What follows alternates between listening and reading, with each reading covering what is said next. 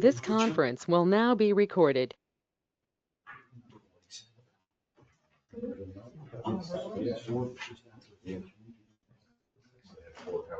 Okay, we got me back.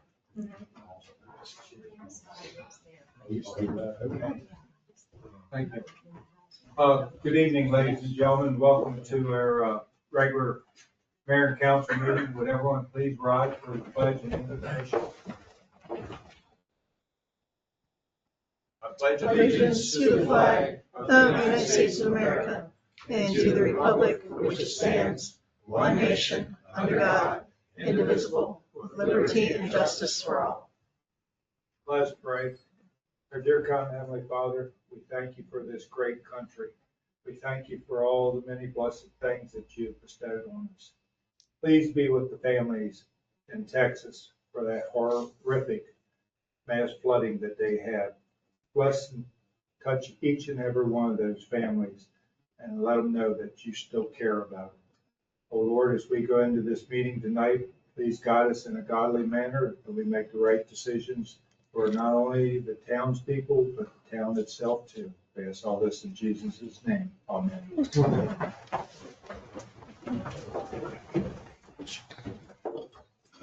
Chair, for the record, let it be known that Ricky is, Weaver's not here tonight. We understand he's away on vacation. We hope he has a great vacation, safe one too while he's out.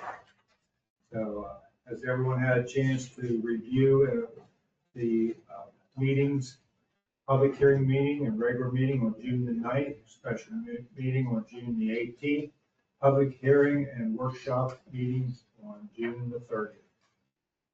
I had two notes. I didn't know whether Kim sent them out or not. I was going to say we should probably add, the appointment of the town clerk that he didn't stay for the meeting, just so, it's on the record that he wasn't here for votes or if he's asked to remember something he wasn't here for it. And then I thought maybe we might want to add under the mayor and council updates and correspondence where it said Councilman Kern suggested making an additional that we took no action, because I don't want them to read it and think, you know what I mean? And then there was like two small typos that I told him, and that was it. But I thought the other two things might be, we should just put it on there. So somebody doesn't think somebody stayed for a whole meeting when they didn't. Okay. Do we have a motion to make the corrections that Councilmember Mary Lee Kearns made? I'll make a motion. Do we have a second? Second. Have a motion and a second. Any other discussion? Hearing none, everybody understands what you're voting on. Corrections at all? All in favor, say aye. Aye. Opposed, the same. Abstain. Motion carries. Treasurer's report. Okay, so I'm gonna do a May and June, because the May, we didn't have it at our last meeting. So the general fund at the end of May had a balance of $4,002,787.99. We did collect $2,730.92 in real estate taxes, Brookfield property taxes for $909.50. Motel hotel taxes were received totaling $2,917.39. Movies in the park took in $730 worth of donations, received Comcast dividend of $2,282.73. Antietam broadband dividends received of $6,036.19. And we received proceeds for the sale of the Boonesboro Police Department's Dodge Charger for $4,600. We did pay out Arrow Consulting $14,308.25 for the comp plan update services. And we also paid Arrow Consulting $2,495.85 for on-call GIS services. The restricted funds balance for the end of May had a balance of $357,771.65. Only action in that account for the month was interest earned of $879.23.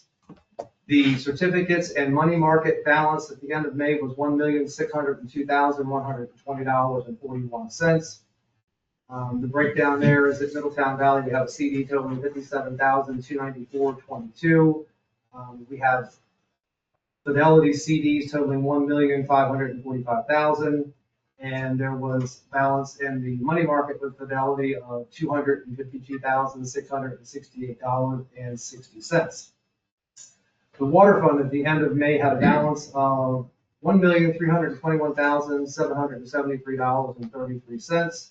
We had water, sewer, sanitation collections in the month of $123,998.12, and we accrued interest of $3,713.12. The water fund user fee account at the end of May had a balance of $2,651,409.20. The only action in that account was interest earned of $3,459.02. American Rescue Fund Act balance for the end of May was $1,073,167.72. We did pay out HRI $1,034,703.90 for the reservoir replacement. We also paid WRA's sixth invoice of $1,678.01 as part of the project for construction engineering. After that invoice, there's a remaining balance of $38,081.43. We also paid Arrow Consulting for reservoir replacement totaling $19,645, and we paid Hills Carnes $628 for testing on the reservoir project. The sewer fund for the end of May had a balance of $68,242.23, and the only action in that account was the first payment, actually the first receipt for the PFAS settlement totaling $58,052.07. The sewer fund restricted funds account had an ending balance of $309,827.67, and the only action in that account was interest earned of $761.40. We're going to zip into June here. Sorry. The general fund at the end of June had a balance of $4,002,787.99. We had collections of real estate taxes of $1,868.12. Personal property taxes received totaling $1,791.83. Apparently, is that the same numbers? No, they're different. Okay, all right, because I thought that was the same. Okay. April's 2025 hotel motel received was $3,183.26. We received park rental income of $1,395. We received the fourth quarter state aid police protection funding of $10,805. We paid Arrow Consulting for the comprehensive plan $13,390.25. We paid Arrow Consulting $940.50 for on-call services, and we paid Arrow Consulting $144.25 for the on-call GIS. The restricted funds balance at the end of June was $357,771.65. The only action there for the month was interest earned of $774.06. The certificates of deposit and money market account balance at the end of June was $1,398,706.74. We had Schaefer Park CD there at Middletown Valley with $57,490.08. CDs at Fidelity totaling $1,341,216.66, and the money market balance at the end of June being held at Fidelity was $107,406.42. Water fund at the end of June had a balance of $547,734.84. We paid HRI work on the 12-inch water main replacement, $367,887.50.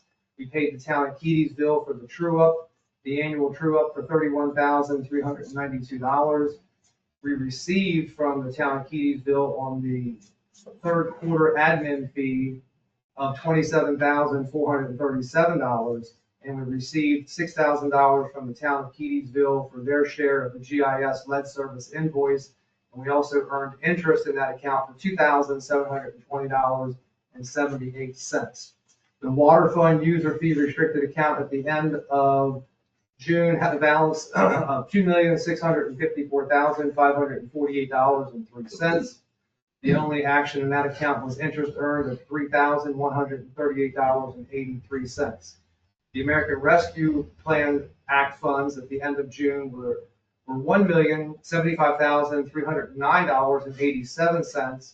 We did earn interest of $2,913.15, and we paid Hills Carnes Engineering $711 for nuclear density testing for Boonesboro Mountain Road water line. The sewer fund had a balance of $251,801.95. Only action in that account was interest earned of $505.50. The sewer fund user fee restricted account had an ending balance of $310,519.39, and the only action in that account was interest earned of $691.72. That's it. Thank you, sir. Anybody have any questions of Tony? Tony, that's a lot of stuff. I know. The CD balances weren't right. Okay, we gotta get those corrected, so, yeah. Can you pull up your ARP for May and June again? Sure.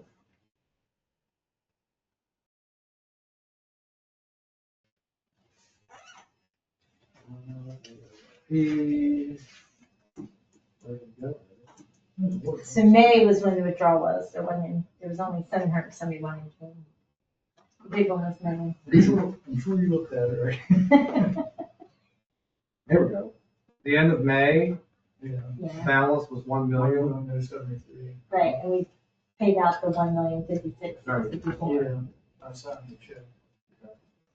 So, All right. yeah, it should be shipped to February. The other discussions or questions?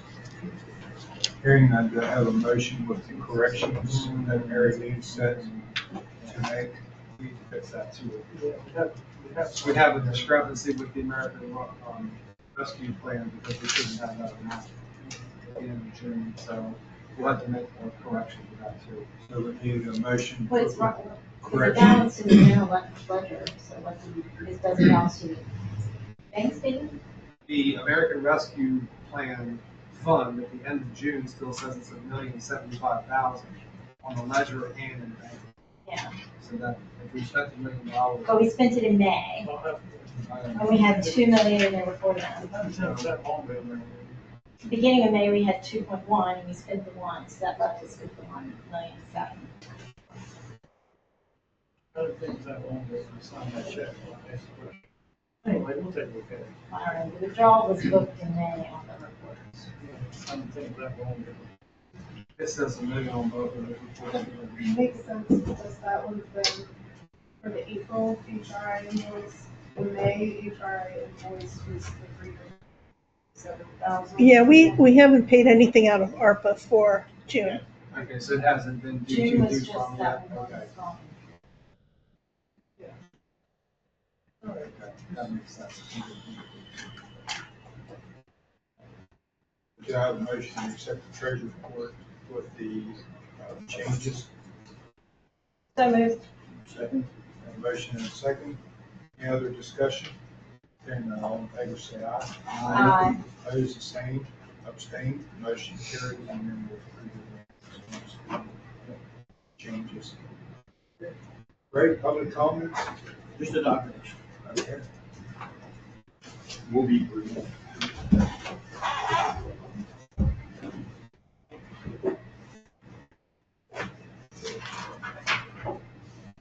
So I just want to give you an update from when we were here last month. So Mr. Mayor and council members, thank you for letting me speak. First, we'd like to thank Town Manager Rachel Souders for presenting our concerns to the County Commissioners at the 10th joint meeting. We appreciate that step being taken on our. At that meeting, a county official stated that the Mini Mart business owner took over an as-is kitchen hood and exhaust system already in place, using the same opening and wall. and that statement is inaccurate. If I say, sir, I corrected her on that right after the meeting too. I appreciate I it. walked right up to her. Thank There was no existing exhaust, and any prior openings were bricked over decades ago. The business owner's March 10th Facebook post is evidence of that, there are pictures and words. On June 29th, we shared the Mini Mart Facebook post with code official Greg Cartrett. Given the county's inaccurate statement on June 10th, and the mechanical permit's description as a replacement of an existing exhaust, we believe the permit was issued based on inaccurate and misleading information. Mr. Cartrett did not respond to our email. So we're going to backtrack a little bit. In March, we presented our concerns to the Washington County Building Code Board of Appeals. At that time, the board did not rule, but issued a letter allowing us to return if needed. We received that letter a week after that hearing. On May 27th, we submitted a new request to appear. On June 5th, Mr. Cartrett confirmed we were scheduled to appear on the July 16th agenda. Then, on July 10th, less than a week before the hearing, he informed us we were removed from the agenda due to a lack of standing because we were not permit holders. On July 11th, we sent a certified letter to the board's chair, Mr. Frank Quillen. He sent us the letter to reappear, asking the board itself to determine whether we have the right to appear. We do not believe the official whose decision is being challenged should have the sole authority to block our appearance before the board. And lastly, on June 14th, we submitted a request to appear before the Greensboro Board of Zoning Appeals regarding the enforcement of the town's zoning ordinance. And we respectfully ask, may we receive an answer to our request. It's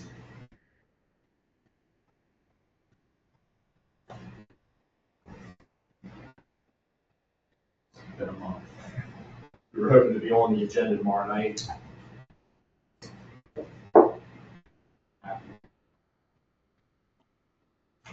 Correct me if I'm wrong, Drew, to appear in front of the Board of Zoning Appeals, that's for setbacks and items like that.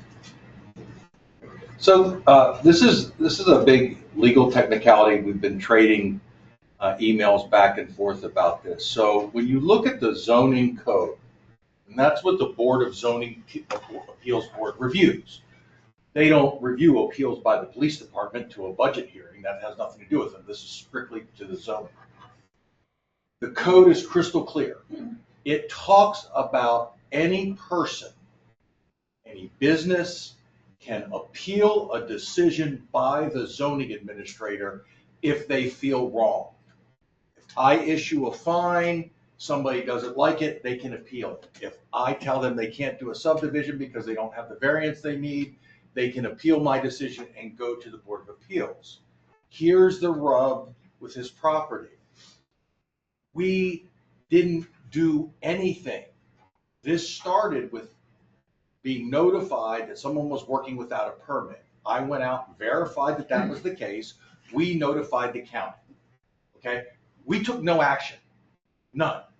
In fact, quite to the contrary, our action that we took was to notify the county. Once we notified the county that they were operating without a permit, we fall under the county's permitting, a resolution which you all passed, that specifically says all enforcement, you the town, are granting all that power to the county. So it's out of our hands. My issue is not that I won't give him an answer. The issue is, what are you appealing? Well, Meaning, wait, let me finish. You make your comments. So let me just finish, and then you can speak, and we can have a dialogue. But the fact is, you want us to appeal not making a decision, but when you read the code, line after line talks about when there is an alleged error by the zoning administrator. Everything is is to protect citizens from the zoning administrator taking action against people. In this particular case, we're being asked to take action to enforce a building permit, which we don't enforce the building permits, we enforce a zoning certificate. They did not get a zoning certificate, they did not follow that part of the rule, that's correct. But even if we find them in violation of that, we can't pull the building permit, that's part of the county. So that's kind of where we're at right here. I'm happy to put that in writing and respond, and we can have a conversation here, and I will be quiet. Well, respectfully, it's not just your decision that can be appealed, it's your interpretation of the ordinances. And that language is in the ordinance. So that word was left out. We can't appeal your interpretation. And we strongly disagree that Resolution 2020-15 circumvents town zoning enforcement. There is no language in that resolution that relieves the town of zoning responsibility. There is no language in that resolution. There is no language in the zoning ordinance that grants county unlimited power over town zoning. It gives no power to the county over zoning. It's a municipal function. Which the town gave that authority There's no within language the in that restrictions resolution. of. Show me the language in Resolution 2020 that says that, 2020-15. I mean, we've also asked to meet with you in person, which hasn't been granted. I mean, we can hash that out here, or we can schedule a meeting. I would appreciate Rachel in that meeting to discuss this. The town's own, the letter from the attorney, Leslie Powell, June 12th. According to Washington County Board of Commissioner meeting minutes, however, the board made clear that whether it chose to issue a permit does not resolve the issue of whether the town's zoning code was violated. And if it was violated, if you take the assumption that what you're saying is correct, and that the town, by not following up with getting a zoning certificate for the property, that they do not have a valid zoning certificate. Yet the county has already issued the permits, which we don't have the authority to revoke. This is the legal mess that I'm not asking you to revoke a mechanical permit. I'm asking you to enforce zoning, not revoke county permits. I'm not asking anybody to revoke a county permit. I'm asking for zoning to be enforced. Can I make a suggestion? Go back to your comment that the two of you, including myself, would like to have a meeting. I would love that. And sit down and, instead of taking up all these Yes, people's I time. agree 100%. Can we please schedule that? I'm begging. I will tell you, the next 2 days are bad for me. That's fine. We had plans and the county canceled those for us, so, you know, we understand, so. Are daytime hours or evening hours better for you guys? I'll send you some of our availability for the next few daytime hours, so if that works. Thank you.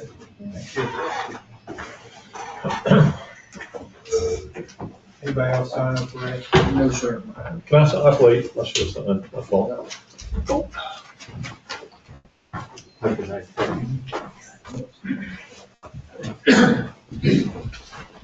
Couple questions.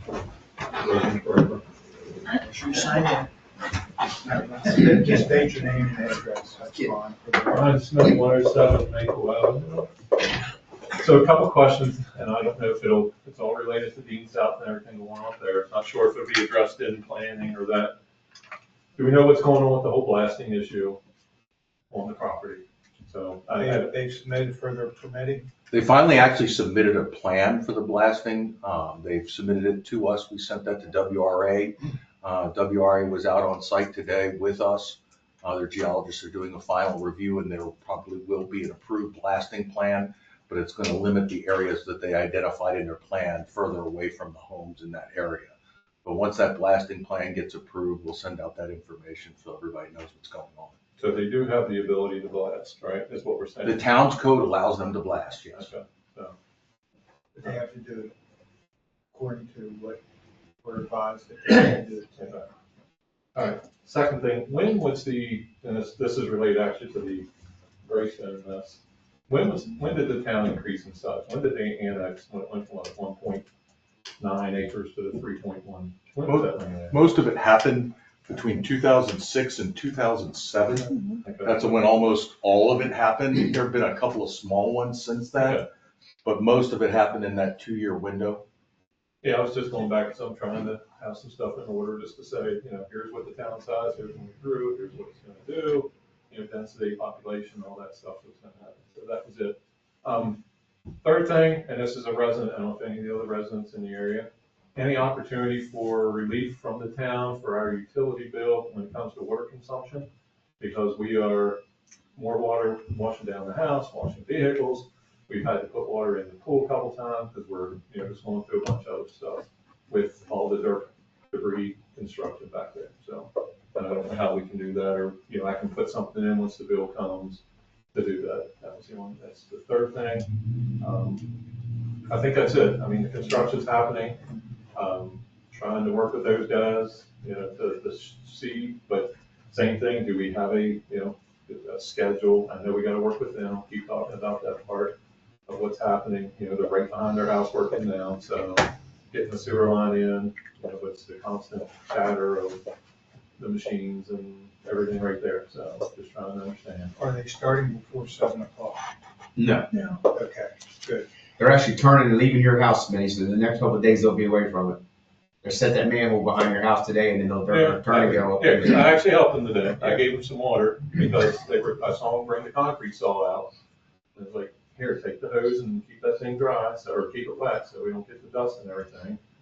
We did find a chunk of stone from when they were hammering right beside the pool.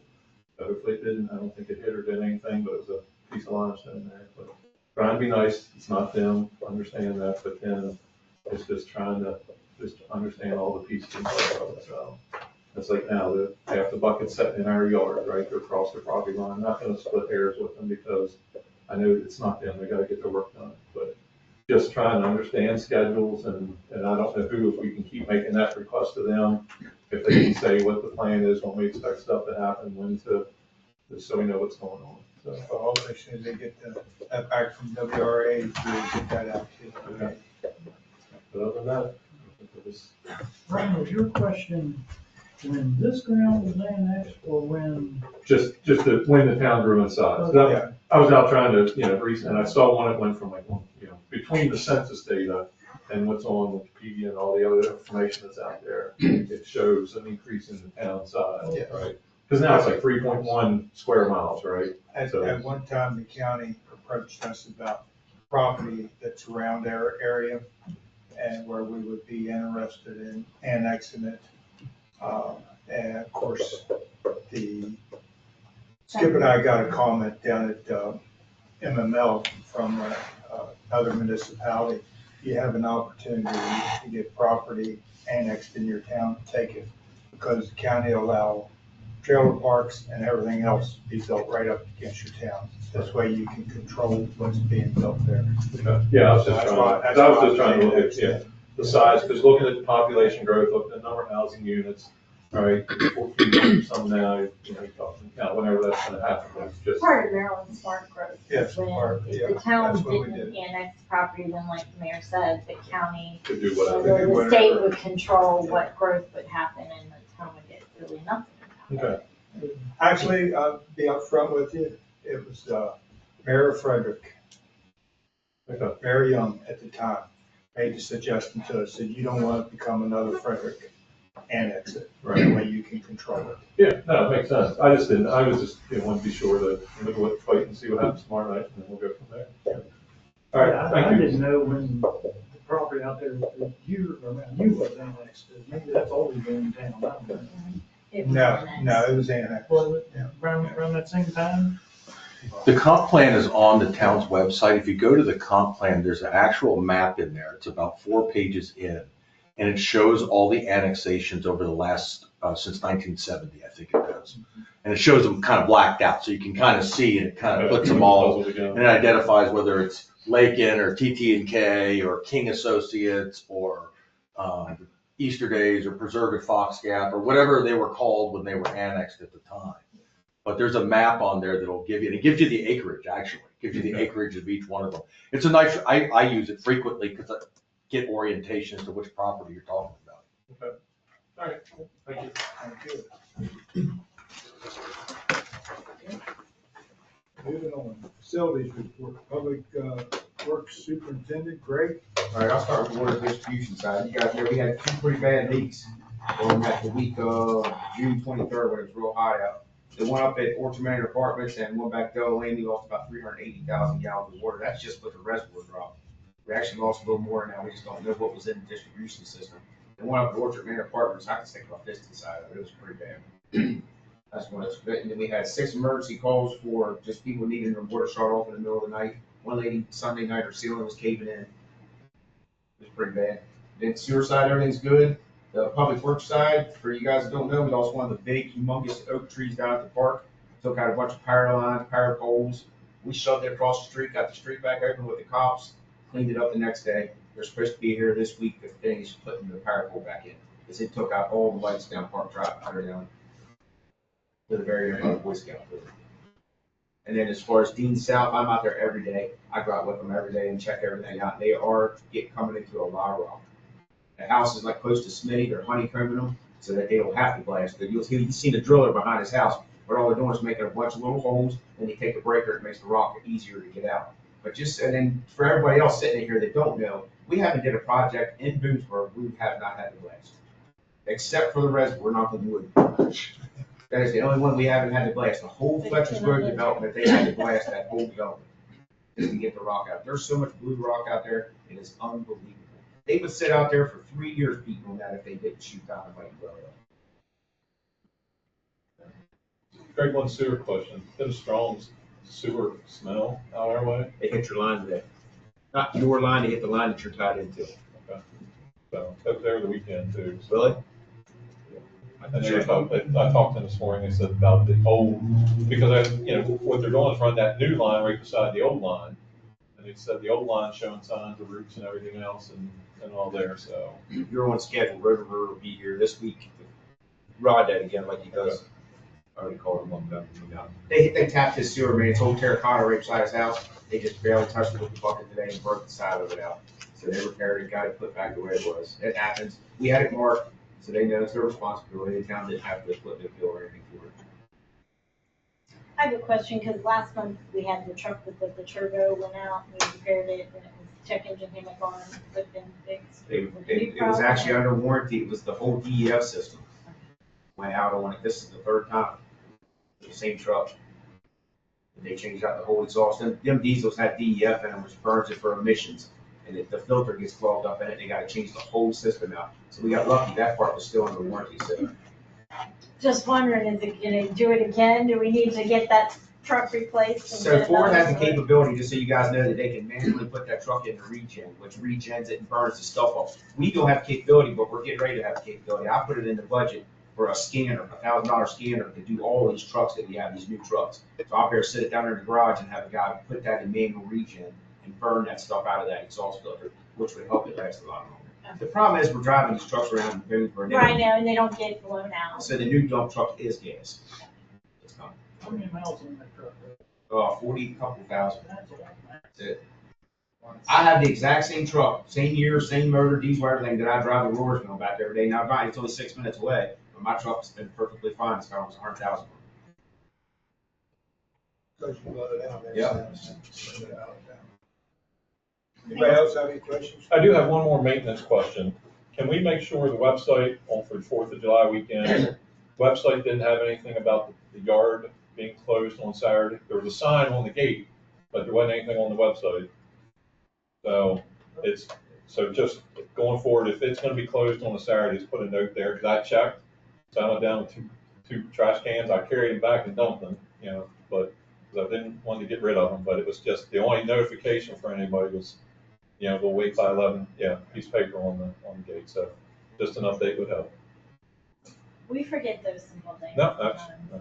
And Greg, when I contacted you with the Environmental Commission asking about the fireworks, the debris, She said she went on a run this morning and there's a huge improvement in the debris in the field. We went back- She said the thank you and your public works. We went back twice for 2 hours each time, 5 guys. You could sit back there for 3 weeks and never finish picking that stuff up. This year they had so much paint, it was plastic instead of paper. A lot of the paper That's what disappears she when we said, don't she see saw it. plastic. But it was red and blue, so it stuck out like a sore thumb. Okay. We sat back there pickers just for 2 hours straight, non-stop. Then I went back again the next day after last week. Mhm. And we thought we got most of it. Yep, she said it's a great improvement, thank you. Yep. Anything else? Pete? Wastewater, sure. All right, I'll start with the water. On the water side, as y'all know, way back last December of '24, I ordered a pump for Keatingville. It finally showed up last week, but it was never put on record that that pump was modified to make it work for the structure that they have over there. So had to resend it back to get the flange put in where it needed to be. So probably be waiting at least, who knows how long, hopefully less than a month, I'm hoping. Other than that, on the water side, everything's running pretty smooth. And also, we had our MDE inspections this past week, and we had flying colors. We did perfect scores and everything. Everything was great with them. They were really happy. Keatingville, they just found 2 minor little things where a tree needed trimmed. It was coming over the fence at the tower, and then the door in the spring house they want replaced. Other than that, everything was great. They were happy with it all. So some of the best plants they've seen all year that they inspected. A couple of new people working in MDE now. So, and then on the sewer side, ever since we had that problem last month with the whole plant shutting down on us and not running by hand, it's been running real smooth and good. I shouldn't have said anything.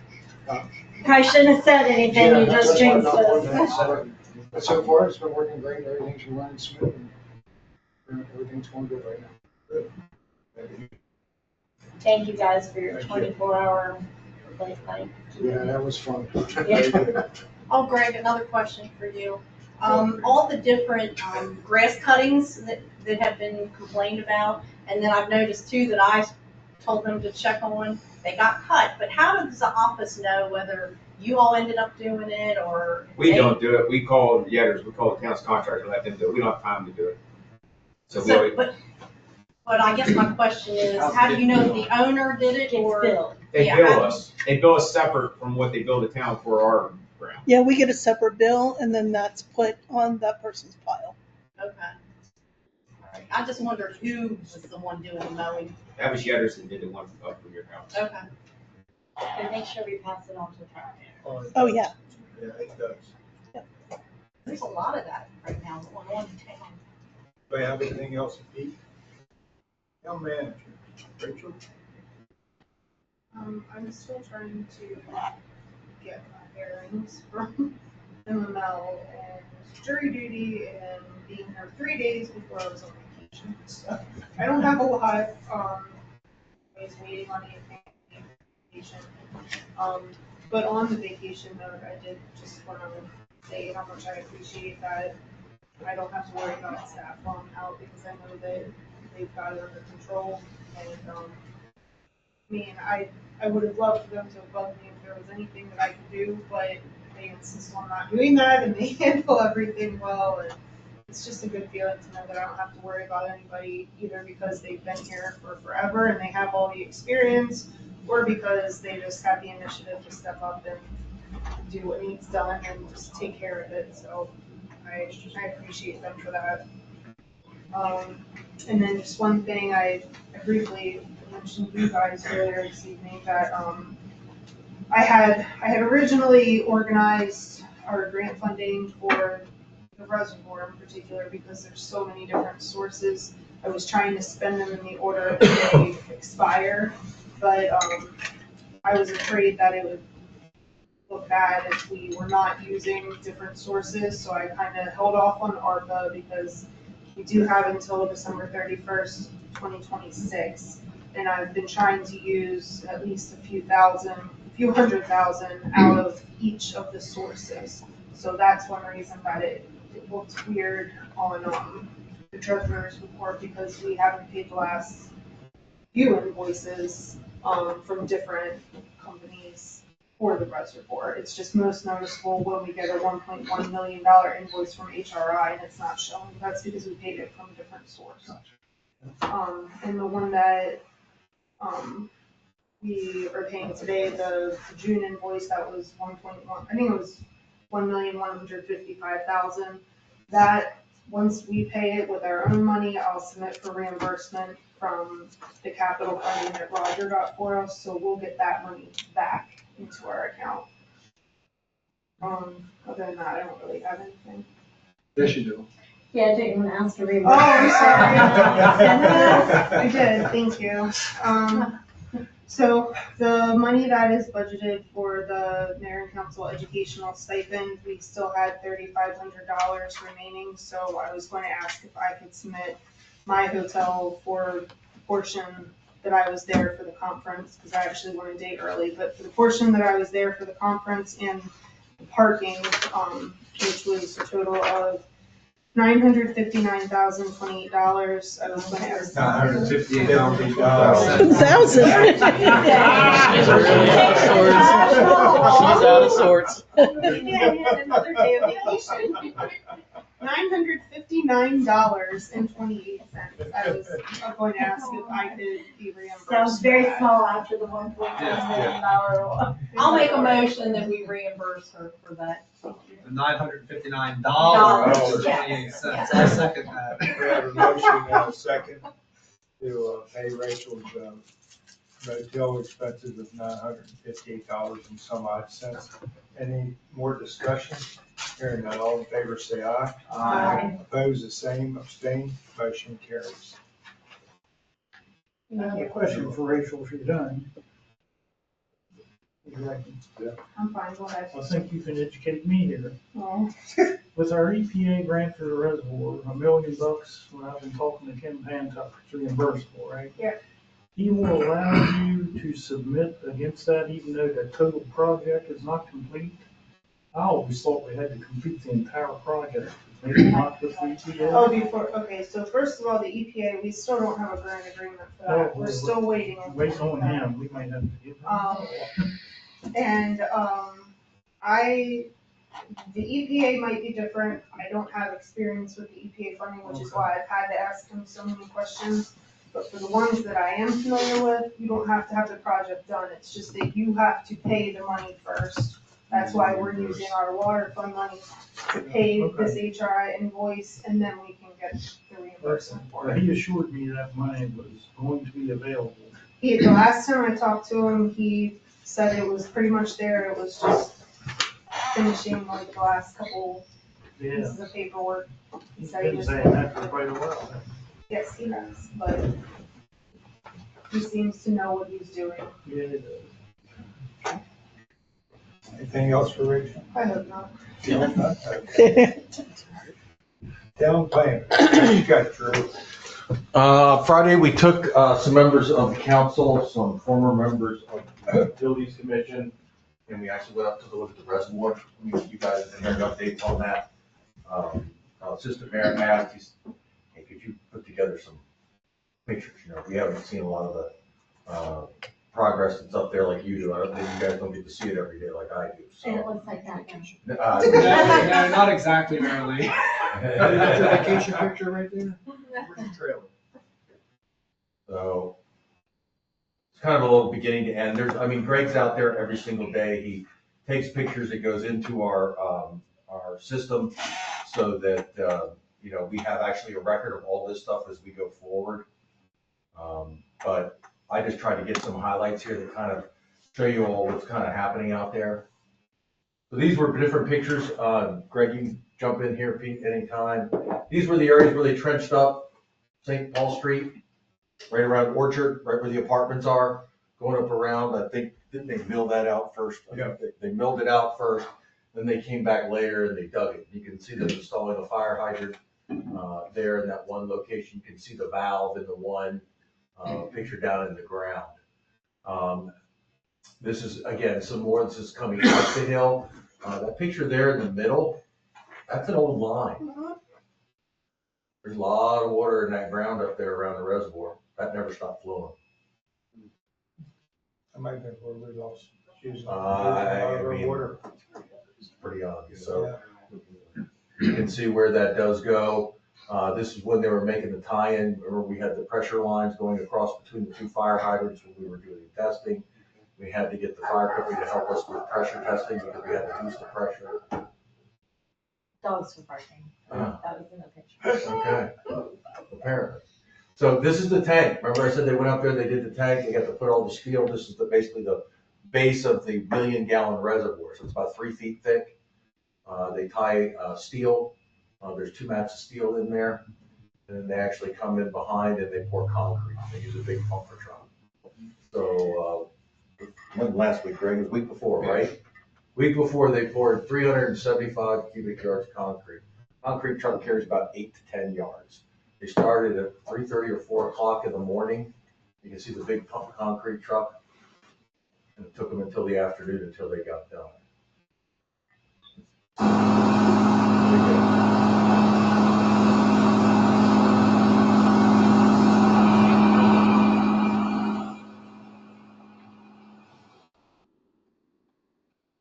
They poured all of that in one day. So the nice thing is that the concrete actually has to come up to a certain strength. For this job, the requirement has to come up to 5,000 pounds. Concrete takes a while to cure, to dry. So what they do is they make these concrete cylinders, and after 7 days, they crush them. They see what they broke at. 14 days you wait. By 28 days, you have to have what the specs say, or you have to jack all the concrete out. Okay? So the cylinders that they took the first day, did you see those, Greg? Yeah. On 7 days, they all broke over 5,000. Some of them broke at 7,000. So that means getting very, very good concrete was put in right. So got a lot of other stuff going on. I think I hit you all with the McDonald's site plan. I didn't even have a chance to look at it today. We were talking about pressure tests and other things. But I will get a staff report together on there and did want you all to be aware that, the rules are the same for everybody. We'll schedule you in front of the planning commission when all of your review fees are paid. That's something that we instituted to make sure that we don't miss those type of things.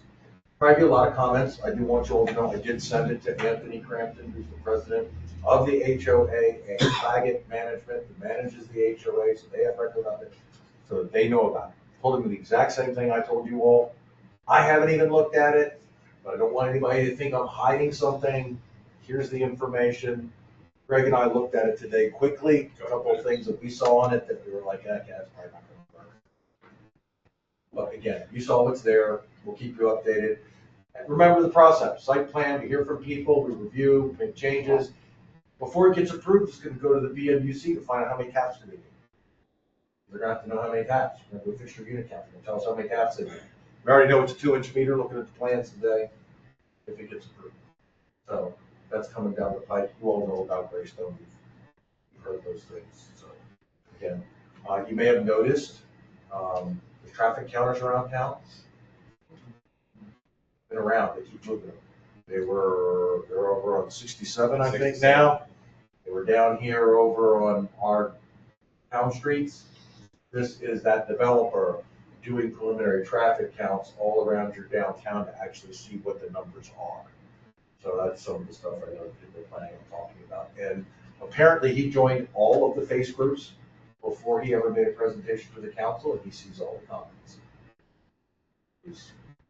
He understands. He knows what he's up against. He knows what he's up against. And I said, as long as you are aware of that. Right. We might need to.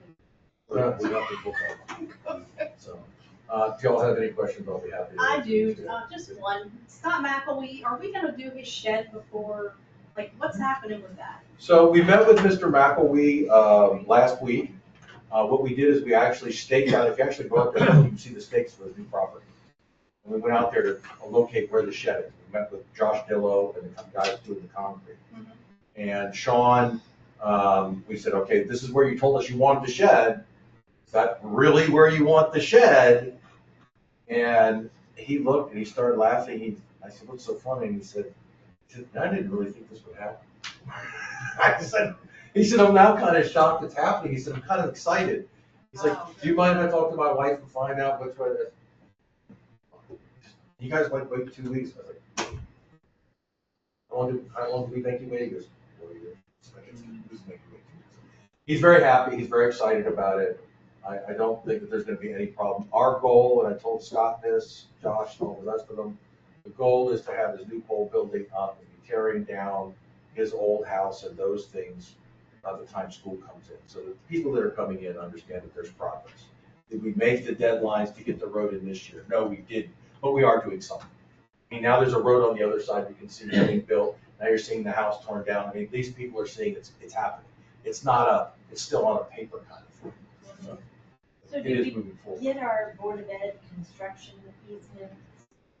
We're still waiting on that. We have to have our attorney, the Board of Ed's attorney she submitted a resignation, and then the deputy is out on military leave, so they asked if our attorney would draw it up, and, I actually just felt like it was not today because she had an answer.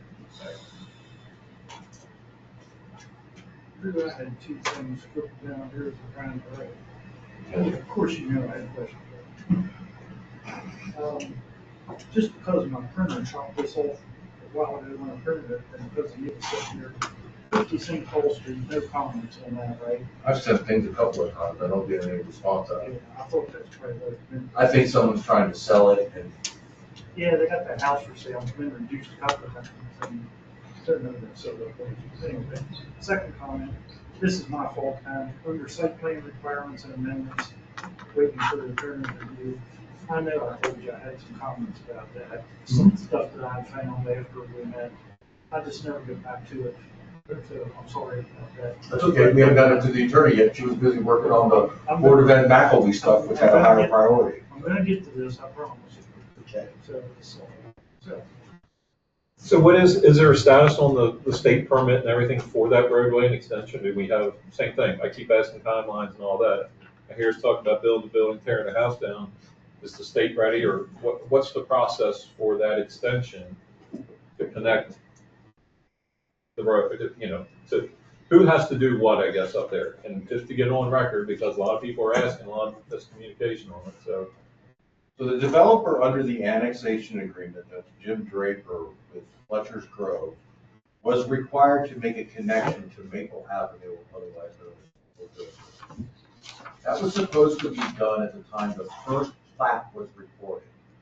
For whatever reason, which I'm not here to worry about, it was not done. As he got further down the project, before my time here, tried to file another plan or another phase, I think it was Dean South. And that's finally when somebody remembered the requirement and held his feet to the fire. I understand that there was a lot of upheaval, there was a number of public hearings, and what came out of that meeting is he was required to get the plans approved from the state highway. He has done that. We actually have a set of plans that have the state highway access permit, which means we have the permission to start the construction. The reason we have it is because the same set of plans also have to be reviewed by Washington County for sediment erosion control, and that's what it's going through, and that's what those have all been granted. But that was all happened simultaneously. So we have all of the approvals from the State Highway Administration to do the project. What we are waiting on now is who owns the land. Because we've got land transferring from McElwee, going to the town.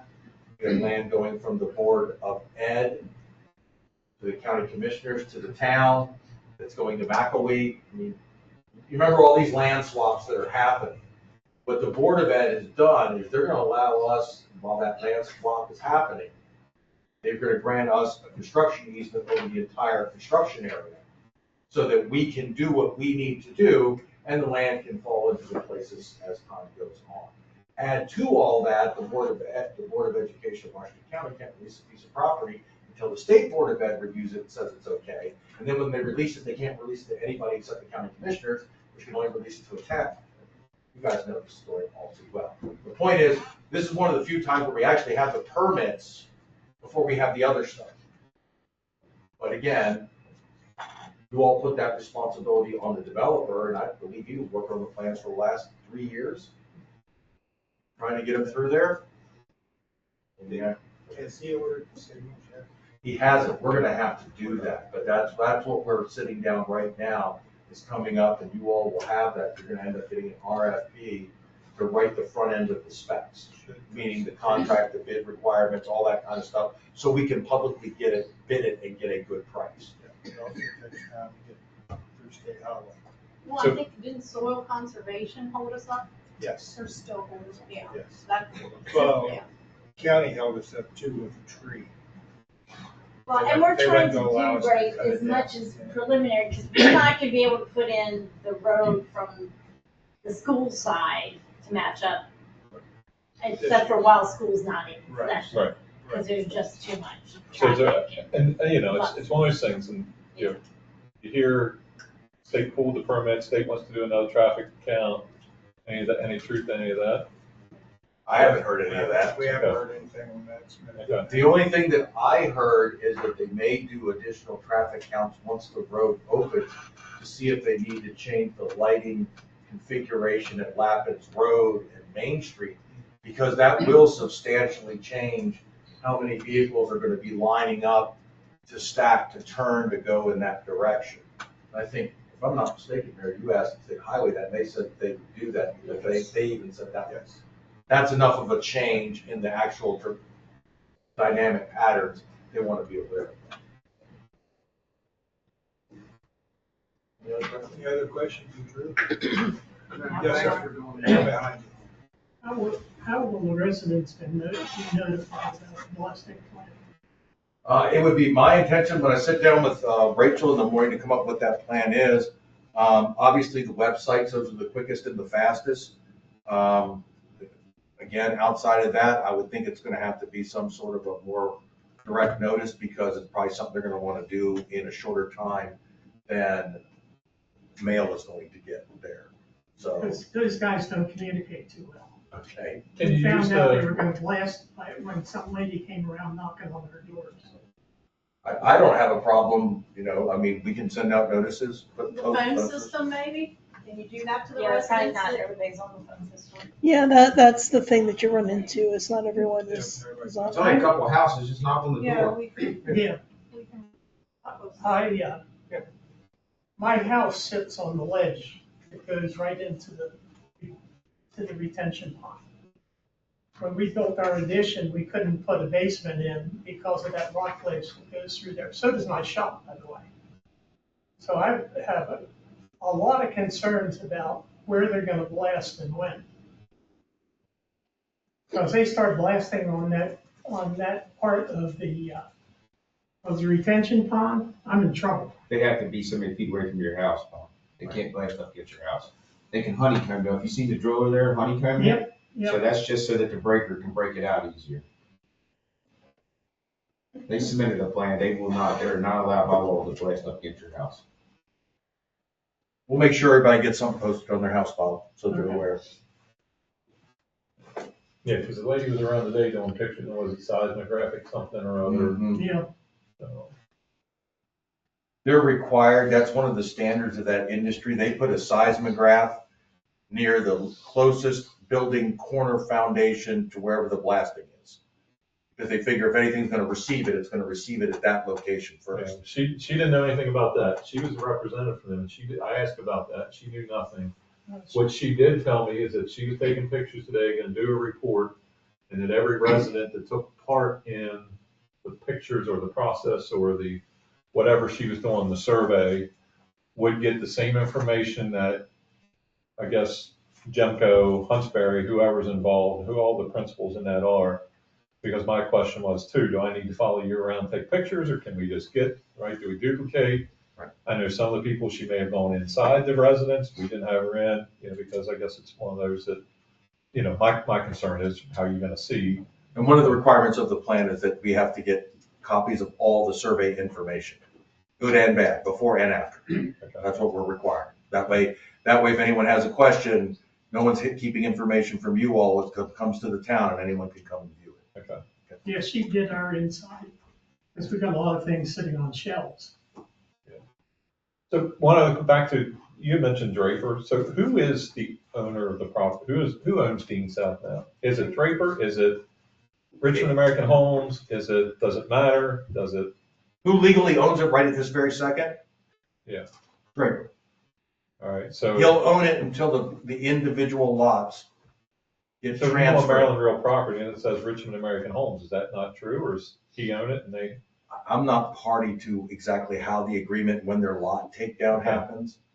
Maybe they bought it all right now and they own it all. I don't know. If it says Richmond American Homes in the tax ID number, they own it. But, and that's part of my question, right? Yeah. We're talking, it's just like a statement like that. It's Draper, but then there's information recorded someplace at something else. So just trying to figure out who do you contact, who do you go to, right? It's the same thing with, But Huntsbury. see, when you sell your house to someone else, we don't necessarily. Well, no, I'm you know not what saying- I mean, I'm- know yeah, that. but So I'm if just they make a thinking deal, from- we didn't even know it. Right. And that's the part of 'Cause I thought it who was gets like involved Richmond. in everything, So I especially. knew Richmond was building a house. And I get one of the 1,400 houses that's in the town of Boonesboro, it's tough to keep track of all those, but something like this, it's just, and maybe he has no obligation to tell us, but at the same time, for the people that are impacted by it, it's just, communicate, I just go back to, throw it out, I know he's the black sheep, nobody wants him, whatever, but it's happening, you're not gonna stop it at this point, right? I didn't go out and form I could have probably went to the court, right, put an adverse possession claim on the 20 foot behind my house, and that probably stopped everything, right? There's a legal matter, but that 20 foot's not worth it to me, right? It's just get it done at this point, because you've done enough. But just trying to understand those little things and who to go to. Now, if it's just do the legwork and call Richmond American, Draper hasn't returned phone calls or emails to me, so it's, I'm some guy just here that he doesn't have to do anything with, but trying to. And we're finally gonna pave the street next week. Yep. I believe that like the last time you told us. That's what they said, yeah. And that's Huntsbury, right? They don't have all that. Yeah. Any other questions for Drew? Police Department, Chief. You guys got our power sheets and stuff. The only thing that didn't make it on is we did have an NCIC audit in May and we passed. It was pretty much all done remotely. We got 2 grants here recently. One was rather small that we asked for much more, and we didn't get much more for rifle plate carriers for the guys' vest. But I think we got enough to buy maybe 2 new carriers, so the guys can change out their carriers, have something extra when they're washing one. But anyway, we got a nice size grant that just came through today, $10,500. It involves anybody with 3 years and over gets a $1,500 retention bonus. Anybody with an outstanding evaluation gets a $1,000 bonus. There's $50 a month if you prove a gym membership, and there's $300 per officer per year. Apparel, shoes, boots. And the total's $10,500.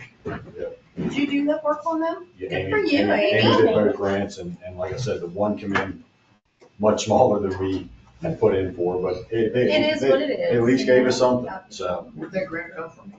The state. The state, they're both State. state grants. Yeah. So, but, and I'll just, whatever you got, if you guys have questions on the cameras that we've submitted, or, how do we proceed, or, I'll throw that back to you guys. I know the email came through, I haven't read it yet, I understand. so, I will. Okay.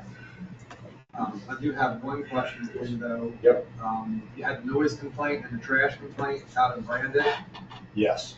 Has that been resolved? It's ongoing? Robbie stayed last weekend till 3 o'clock in the morning, I think, both Friday and Saturday.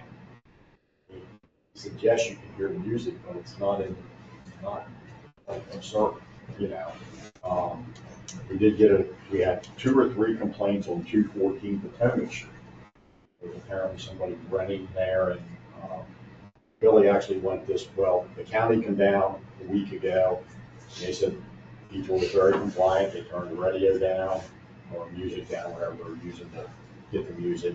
Billy said it wasn't super loud, he could barely hear it from the street, but he went in and the guy was again very cooperative, and they turned it down. And it was just 4 adults there playing cornhole in the backyard listening to some music. So, but again, I think we've got 3 calls there now on 214 Potomac. But Yeah, I got a call this afternoon. Okay. From a neighbor complaining about it.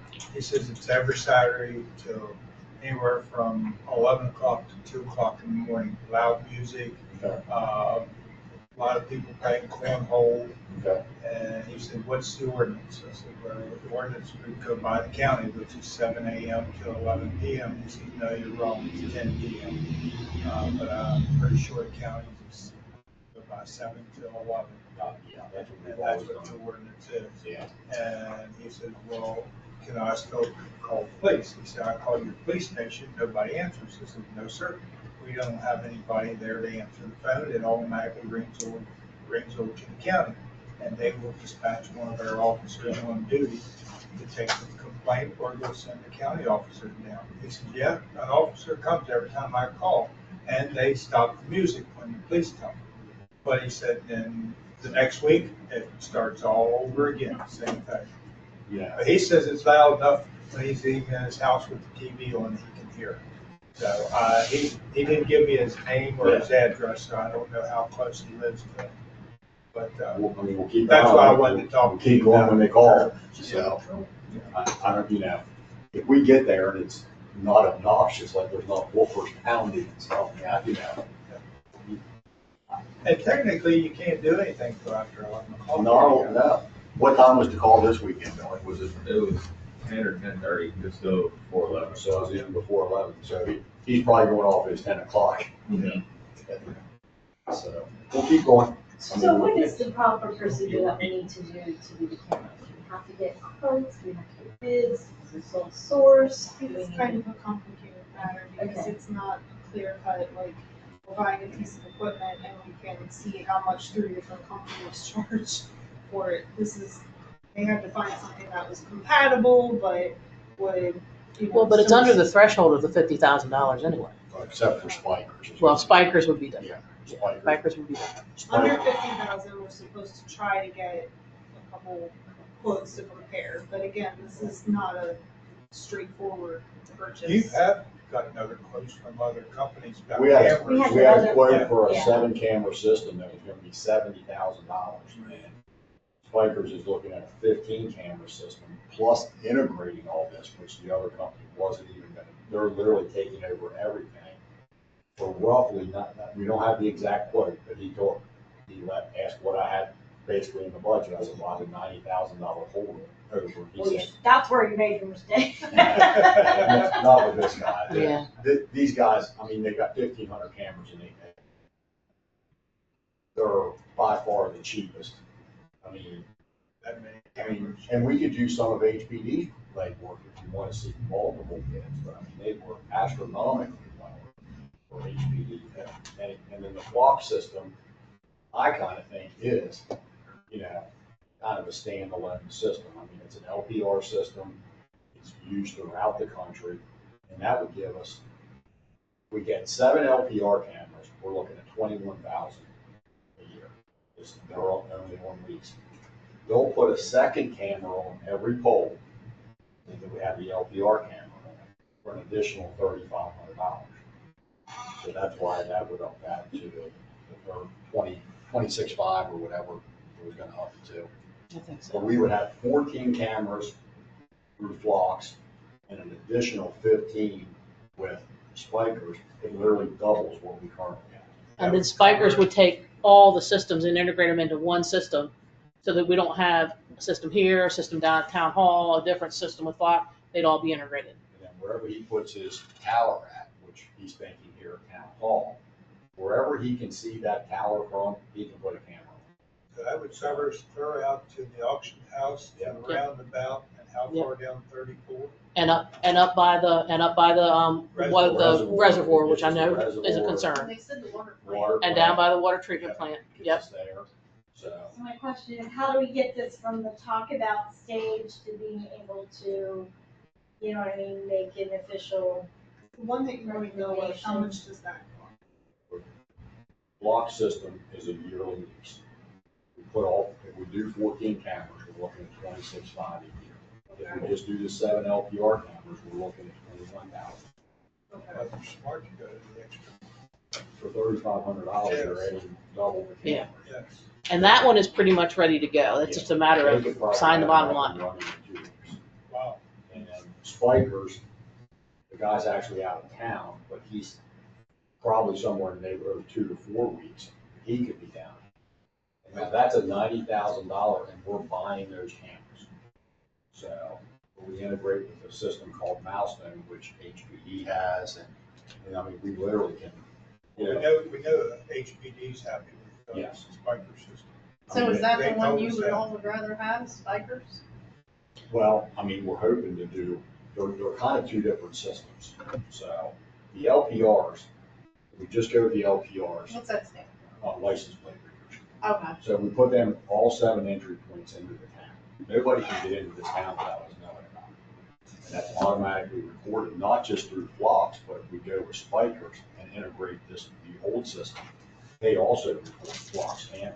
So they have copyright with almost every camera system. And that's a word Mike used, right? It's a copyright that he can integrate. An agreement, he used more the word agreement. And it would upgrade, so we're not thinking about replacing our whole system right now because that's just cost prohibitive. But it would upgrade our system to a commercial-based system as opposed to a residential system. So that's one of the reasons that you want to go with these companies. Yes. Because they're compatible with what you have without having to redo it. So it's not a cut and dry thing that we can just easily fit into our bidding procedure. But I think that, or I can say just from what I know about it, that they've done a lot of research on it. So it's not like this is something that they're buying on an impulse. Oh, I agree. That's Like, why I want to know whether- what we need to then I think you officially just need do. to, I mean, you budgeted for, Well, Yeah. the 90,000 would come out of last year's budget. yeah. And the lease, I have that in this year's budget. I mean, we'll have it, well, we bought a car, so we bought a new vehicle. We're gonna get rid of the black Charger. Great guys are decommissioning that now. We're actually gonna put that on for a reserve of 5,000 because I think it'll get a little bit more than the silver part there. So hopefully, a little over 5,000 for that. We bought a Jeep Gladiator, and the reason we did it because it gets pickup truck capability. But it's gonna come in about $10,000 under the Explorer. So there actually should be enough money to pay for the Flux with the capital overlay of the car. It'll be close. I mean, it'll be within thousands of dollars, and I have that in the other different place. I mean, I think our equipment budget's 15,000. I mean, we usually don't spend half of that. So, Well, plus you didn't factor in the budget, the grant funding that will offset a little bit of your expenses. yes. So, Yes. I mean, in answer to your question, really, you already budgeted. I think all you guys have to do is approve the purchase for it. So do we need to make that like an agenda item so that it's publicly on there and some of these prices and Well, comparisons? the one that's coming out of the FY25, we need to establish in this meeting so we can close out FY25, and that's the I one don't that. think we're allowed to do that now. Done, so it's really just us a vote that we want to use, prior year funds that I gotcha. capital. I know, it's very complicated, Well, governmental county, it doesn't look Either like way, the business 90,000 one was what you presented in the past, right? So that's. That's the Spiker. That's one we actually had another deal on with half the cameras for 70,000. That was the one that we had a bid for Vacara on. That didn't integrate this system. It just literally gave us 7 additional cameras. So you talked about that in a prior meeting, have, right? yes, They yes. have. We talked about that, and yeah. then we talked about there was possible grant opportunities, and one to explore another thing. Personally, I feel that you could vote on that one tonight. Do you think, even though it's not an advertised agenda? I always Because worry about. we've been discussing this. for how many Okay, months? well, it just wasn't put on the agenda, so I hate spending money without, letting people be able to react. I mean, I'm fine with whatever you guys say. It's just, Flux is ready to go. I mean, they can, we Well, can have, also too, wait too much longer, the price could go up. well, if we do Flux, we know that's a yearly lease. So if we put Spikers on August agenda, because Mike's out of town for 2 weeks, he's in Africa hunting. So he'll get us a solid price. Then we can come back with a solid price in August, let you guys take a look at that. It's something that he can get started after the Flux cameras are up and running. I mean, I like the So the idea. Flux lease was already incorporated in this I- current year budget. I certainly, I was planning on it with one with a cheaper car, you know, and yes, so. So you're saying since that's already incorporated in the budget, we can go ahead and say move that. But that doesn't do the 90,000 holdover, Rachel, that keeps that there for at least another month. Is that? We can put on the agenda that we'll be discussing that in the August meeting, since the guy's out away. You know, I don't care if you do the workshop. We don't have a We workshop. don't have a Workshop, workshop. okay. Well, I would make a motion to do the flocks, because we've discussed it. It's in the We budget, have. it's in the budget, it's the budget budgeted. hasn't passed. Yeah, And I I'd put like that to- in next year's budget. Yeah, and I'd like to get that started for you guys. Okay. So, and what was the exact cost? That is 21 if we go with just the 7 No, LPRs, get the extra. 26.5. Okay, so I'll So- make a motion. He's saying that 7 LPRs and 7 live feed cameras, total of 14 cameras is $17.50 per camera. The gentleman, the representative from Flock is actually on our meeting, so he's texting me back and forth Okay. as we're talking. So that's $17.50 per camera for 14 cameras, Dave. Do the math. For how much? 14, Yeah. 24.5. Sorry, 24.5. Yep. So I'll make a motion That's better yet. that we make the purchase with the flocks for 14 cameras for $24,500. He said plus the Flock software, No, he's data done. He already retention, gave us a number. and 20, and so the total, the retention is 26.5. So that's where the Ah, That's where we're at to begin with. That's the 26.5. knew I seen that. He's typing installed fee waived. Now he's Which was about $4,500. So I'll amend my motion to be Sorry. $26,500 for the Flocks installed system, 14 cameras. And That's in all entry 526. points into All the, entry points, yes. Okay, and that would come out of the 2026 budget. that's my motion. And I will second. We have a motion and a second. Any other discussion? Hearing none, all in favor say aye. Aye. Opposed, the same, abstained, motion carries. And then you're gonna get Mike back on the agenda We're gonna- for in yeah. August, so Just that we can. put it on the agenda for August and get that If you wanna have him information come down, and talk to it's us. on the website so people can. He will, but something that you might want to consider is going up to Hagerstown Police Department and looking at that call center. I mean, they've got.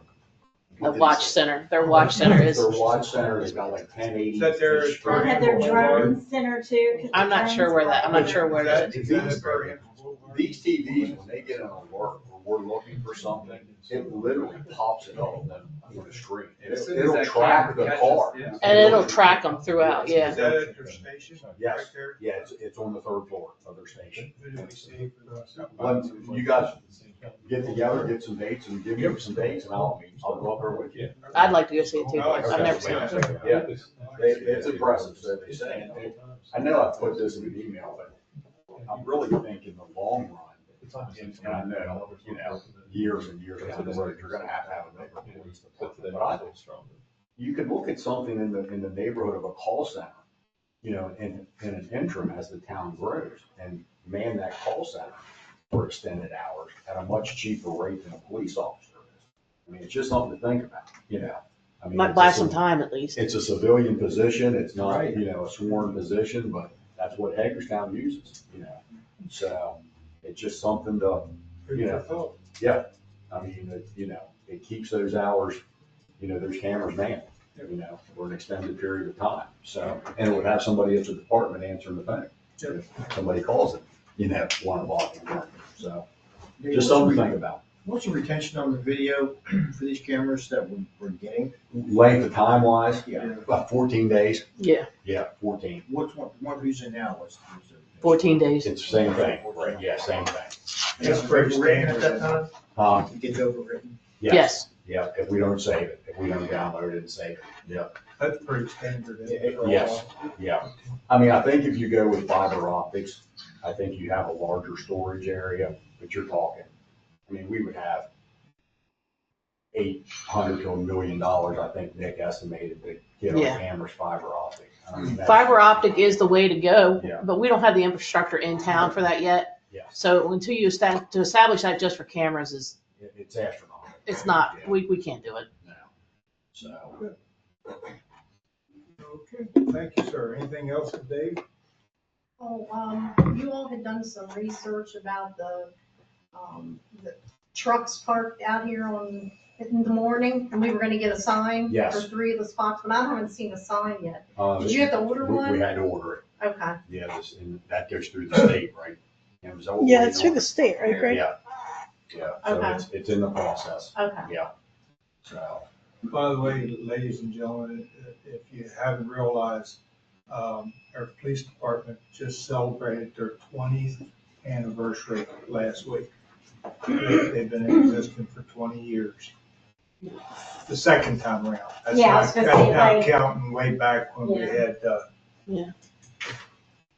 the other. And, I forget who the other two were that demolished the cruisers. Oh, Lee Costa, thank you, Greg. Yeah, Lee Costa and somebody else, they took cruisers.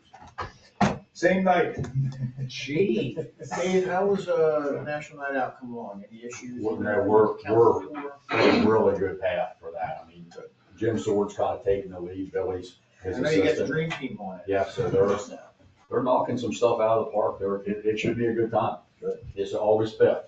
So, I mean, all the military's gonna be here, all branches of the military are gonna be represented, so, yeah, it should have a nice turnout. We're out of town, but, Okay. so. And then this Gladiator, when are you expecting that? We picked it up today. Oh, you did? It went to Justice Off-Road today. GS Images is gonna badge it. I'm gonna say somewhere around 3 weeks it should be on the road. Who's gonna get it? James. I talked to James. He's already got one. Well, Didn't he get the new car last year? he did, but here's Didn't you my, get the motorcycle? here's my reasoning. So I already talked to him on the way back and I said, you realize that this Jeep, if it goes to you, should last this town 15 or 20 years. And he agreed, because I've got a 15-year-old Tahoe that's got 200,000 miles on it. And the Explorer that he's had for almost a year has 3,700 miles. So now he's gonna be splitting time between a Gladiator and a motorcycle. There's no reason this Gladiator should not last this town 15 to 20 years. So that's it. That and right. I probably will be joining Kevin by that time. Oh, my gosh. I just hope you're happily I mean, retired. well, it'd be nice, but I mean, that's a long time, 15 or 20 years. It's gonna be marked or is it unmarked? It's gonna be marked. Same as the black Explorer. It's gonna have that same. And where this one it had Mojave across the hood, it's a Mojave package. We're taking that off and putting police across the hood, so it'll look nice. Yeah, I think it's I gonna haven't look- seen a Gladiator police vehicle yet, so. I've seen them at beaches. That's what kind of gave us the idea. A lot of beaches are going to the Gladiator, so. So we'll get a picture of it when it's in and Yes. post it so that, Yes. like we did the motorcycles, so that Yes. the residents Yep. know that this is us, it's not Yep. some. Yeah, but I'm just thinking that we went up and we dropped it off, like I said, at Justice Off-Road, and Danny's got to do some, I mean, there's not a set package like in a Right, store that you can right. order stuff through, so he's gonna go through his catalogs and get with a couple other guys, but, I mean, I think Justice will have it done, and if they can get the parts, I'd say 2 to 3 Yeah, weeks. it's just gonna depend on the part, so Yeah. yeah, 2 to 3 weeks, it should be reasonable. Just get a Yeah. picture of it. Yeah. Put it up on the website. So the GS Images gave us it's not an actual picture of it, but what they're gonna badge it to. But it's on a Jeep Gladiator. I'll send that out to you guys, just so you can have a rough idea. And then, yeah, we'll get you some pictures as soon as, that's probably gonna be done this week. Goes back to Fitzgerald for undercoating. They're gonna undercoat it for, That was kind of a freebie. yeah, that was a freebie that they did through in, so. Yeah. But, yeah, well, initially, we're about $8,000 under the cost of the Yeah. Explorer. Yeah. And it looks like the upfitting could save us another 4,000 or 5,000. Yeah. The upfitting's gonna be cheap. Yeah, so hopefully it works out to be a pretty nice package. Way cooler than way cooler.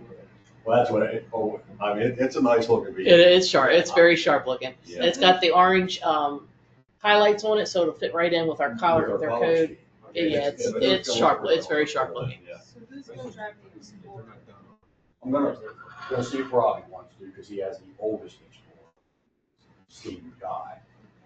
And if he doesn't, then Billy's gonna take the black Explorer.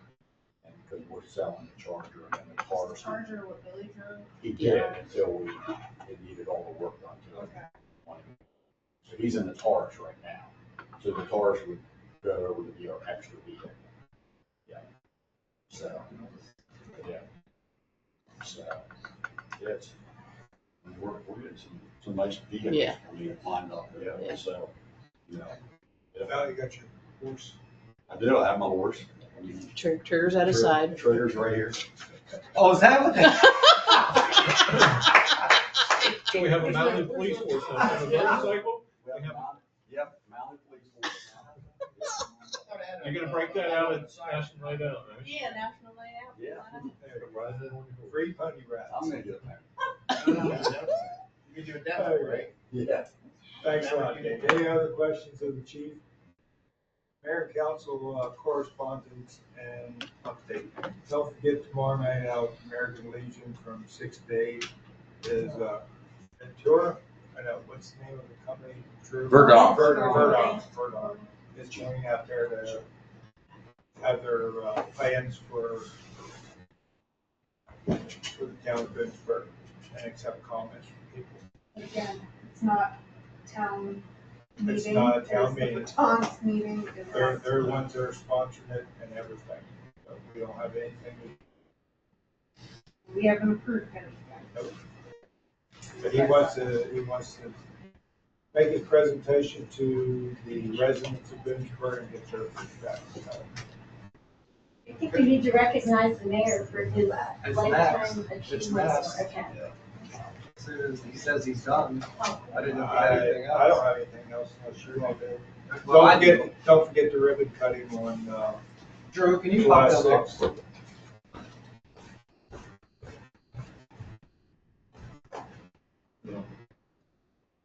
Know what you are going to do while you're doing it. I would like to thank the council, all the office staff, Greg, Pete, your crew, police department. Because without you guys, I would never have been able to do this for 41 years and get honored by MML as the Achievement Award of the year for MML. So without your all support and the resident support, I would not have been able to do this. So thank all of you. So now that he's taken all my thunder from me because he's saying everything that I was gonna say, but Mayor Howard Long received the Lifetime Achievement Award at MML Summer Conference just a month or so ago here.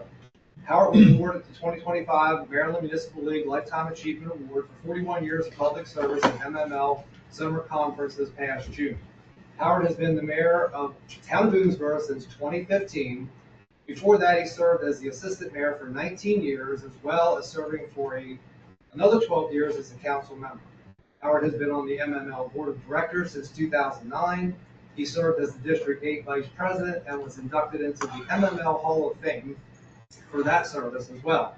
Howard has served in various other capacities with MML over these years. In addition, Howard serves locally on many other boards and has been deeply involved in our community for many years. Please join me in congratulating Mayor Howard Long for this lifetime award.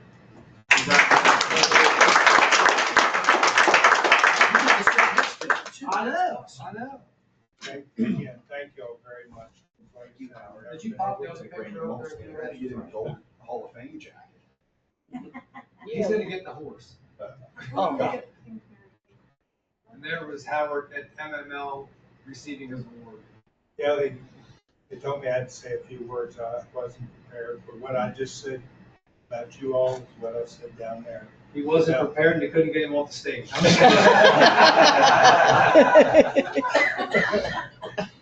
But yeah, I'm glad you didn't show that one picture because when Teresa Coons, she's their chairman of MML, director of MML. She gave me a hug, told me to turn around and look at the audience.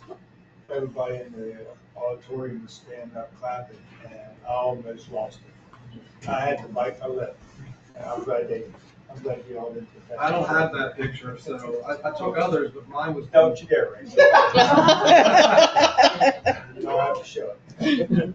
It's all over Facebook. Thank you all very much. I really appreciate that. I didn't even know it was on Facebook until last Thursday when I walked into the Legion and going.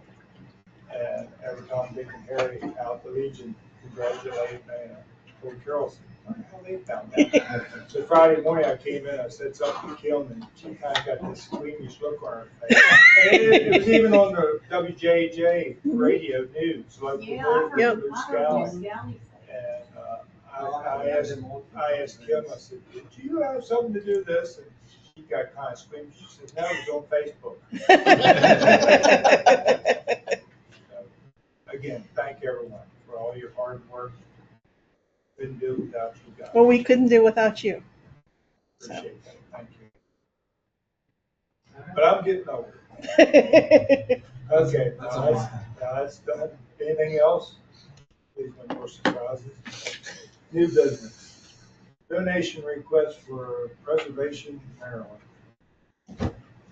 This, everyone probably got a copy of this. This is the first time Preservation Maryland's ever asked us for a donation.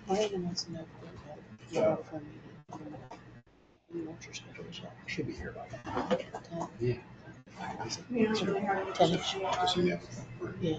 They just said they don't normally reach out for this. I don't know what's different this year. You guys typically limit your donations to $100 a piece and we budget $1,000 a year. Since the year just started, you have all 1,000 available. Just like in the past couple years, typically you donate it to local organizations. I'd rather save it Not more to for the things local. like this, Yeah. but, I mean, usually one way or the other, it was mailed to me, so I'm just presenting it to you. I won't vote for it. so I want local. this must stay with local. Yeah. I mean, I'm sure it's budget cuts and they're probably trying to get what they can from somebody too, but I would prefer to keep it local. Okay, so is that everybody then? The next item on the agenda is resolution number 2025-03, water and wastewater master plan and hydraulic module user fee. So this was actually voted on, these were voted on and approved back in 2021. It was never put into resolution format. I had presented a resolution a couple of meetings ago incorporating 3 different fees that would be for new construction and decided that it was cleaner to keep them separate. So 2025-03 is the one incorporating the water and sewer model, $600 per EDU for water, $900 per EDU for wastewater. So it ends up being $1,500 per EDU if the new development has both. Again, you guys already approved these fees, it's just putting it into resolution format so it's on the record. And the BMUC also approved it years ago and then at a recent meeting agreed that they didn't want to change it, they wanted to stick with what was already approved. So this is just kind of tying loose ends. I'll make a motion to accept resolution 2025-03, the water and wastewater master plan and hydraulic model. I'll second it. We have a motion and a second to accept resolution 2025-03, water and wastewater master plan and hydraulic module user fees. Any questions or discussion? Yes. Okay. When is it effective, other than now? I mean, we have a lot of projects underway, site plans approved, preliminary site plans approved, whatever. So when do we start billing this? That's got to be a question who's going to ask. Well, I know the answer. No, we got August 3rd, it's on the sheet of paper. And I didn't read the paper. Okay, so according, resolution effective dates are not addressed in our bylaws, only ordinances. And it's that the ordinance has to be introduced at a regularly scheduled meeting, and then at least 6 days later, it has to be passed, and then it's effective 20 calendar days later. There is no mention of resolution in our bylaws. I have searched and searched. But just for consistency's sake, I followed that timeline for these resolutions as if it wasn't. So she put on it effective date August 4th. Or I'm sorry, August 3rd. The passage July 14th. Date of introduction was June the 9th. Date of passage was July 14th if it passes. And effective date will be August the 3rd. Well, I still have the same stupid question. So, we have people bringing in site plans all the time, so the Dean South does not have to go back and pay this, right? Even though they haven't built the thing. I would assume that since you're collecting for the hydraulic model, you collect it at the time that they file a site plan and they get a determination as to how many units are gonna be permitted. So for example, That makes sense, as long as we know. right, so to answer your question, I would say no, Dean South would not pay for any of their units there. That site plan was approved and BMUC approved the number of units there. What you haven't done is nobody has granted any taps for Dean North. It hasn't happened yet. They just filed their site plan, the planning commission reviewed it. Planning commission has a couple of very important questions that are not minor. We're talking about a secondary entrance for the future. Is that many units? What about Battlefield Estates? So- Let's get it right, so that guy's had an approved, signed site plan. Battlefield Estates looks like it's moving forward. They were, surveyors were out there last week doing an Alta survey. You don't do Alta surveys until you're getting ready to sell something. And you asked me that question today, Eric. It's soil borings. I just got the Miss Utility locates while we were sitting here. They're doing soil borings. You don't do soil borings where you drill in, see what the soils are until you're getting ready to do construction. Now remember, Battlefield Estates has all of their permits. There's nothing holding them back except they want to start. So he does not pay this fee. He would not pay the fee. But Dean Northwood and anybody that comes after, right? And here's the reason why, just for simplicity's sake. If you're going to charge them based on the number of EDUs, I've got to know how many you're going to approve.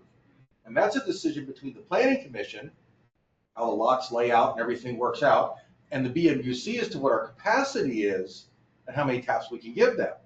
There could come a time when planning commission might say 50 units is fine for this subdivision. But the BMUC says we only have 25 taps left, so you can only do 25. Or you could have a vice versa where it doesn't matter, you've got enough units to cover whatever. So because you're charging it based on the number of EDUs, that's a number that's determined at site plan. So the answer to your question would be, at the time of site plan approval, that fee will be assessed. So he's got an approved site plan for 48 cottages besides. And the idea is that he pays that the same time that he pays for the site plan and all the rest. And the reason for that is because we're going to have to use the model and generate a cost that he's covering. That's the whole point of all this.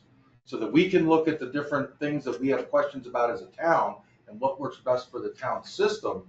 And you've gotten the money from the developer to pay that cost to an engineer to run that model. That's what I believe this whole Oedipus is that we've talked about, is to recapture that fee for us to pay an engineer to tell us the size lines, where to put a pump station, where do you put a water tank, those kind of things. And as future upgrades as needed to the software, like we just had to do. Exactly. Revisions to the model. Any other questions? Hearing none, all in favor say aye. Aye. Opposed, abstained, motion carries. Okay, we have a resolution number 2025-04, inspection fee for new construction. So I initially had a $100 per EDU inspection fee on the resolution that I had presented a couple meetings ago that combined the three fees that I just said. And I broke it down, so this is a separate resolution for the inspection. During or after the meeting, I realized that Greg was working a lot more hours out there than I realized he was, and continues to spend hours out there every week.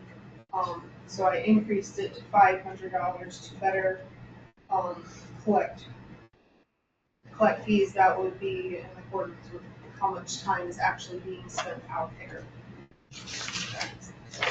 And this was introduced in July 14th. Well, a fee was initially introduced. Yeah, so we at- can't just use that introduction and amend the fee tonight? Or- Yeah, actually, well, I did it as a separate resolution, so I kind of feel more comfortable making it a separate one. The concept was introduced. Yes. We're introduction tonight with passage on August 11th, and effective date August the 31st. No action on it tonight, just the General introduction. Okay. Anything else? I don't think so. Anything else to come before the council? Okay, commission report, park board, Ricky's not here, did anybody? We didn't have a June meeting, No June and I think that we're not having a July. But I'm not 100%. No, it's canceled. I The think I July saw that meeting's email, canceled? Okay, yeah. thank you. Utilities? Sure. BMUC last met on June 18th at 6 o'clock. We had public comments from a resident on Boonesboro Mountain Road. She had concerns of no water during the time with the interconnections of the new water main. Town staff had a conversation with her. We had somebody that was going to go out there the next day. I'm sorry, the very next day after our meeting was a holiday, so they were scheduled to go out there on Friday. She also stated that she has an existing well on that property, and she wanted to know if there could be consideration for her to connect back to her own well. The commission agreed to allow her to leave the town water and connect to her private well, but we haven't heard anything back since that meeting. Under old business, reservoir update, town planner stated that the water service line was operational. The final connections will happen on June the 23rd. The old service line will be decommissioned. Earlier concerns with pumping may not be a problem. We'll know more after pressure testing on that Monday after our meeting. And paving of Boonesboro Mountain Road was to take effect on Wednesday and Thursday, which would have been June 25 and 26, weather permitting. Crestview water pressure, town planner stated all plans now are with MDE and Washington County. Town of Boonesboro is just simply waiting on specs, and plans to have the project out to bid are for August and hopefully awarded in October. Internal water audit, there was no update. Drought monitoring, our town manager stated that the condition was moved from severe to moderate, and we'll continue to monitor and update. Review of the EDU calculation worksheet. So the worksheet that we currently have, and a revision to the worksheet using the last quarters of service. Water used might be different than the last 5-year average. That new worksheet is still being reviewed, and we'll continue to monitor because changing the calculation will make a big difference in EDU capacity. Under new business, there was approval for the Public Works Department to purchase what's called data loggers. Our superintendent, Greg, brought up that he received a quote from Zone Scan Loggers totaling $9,359.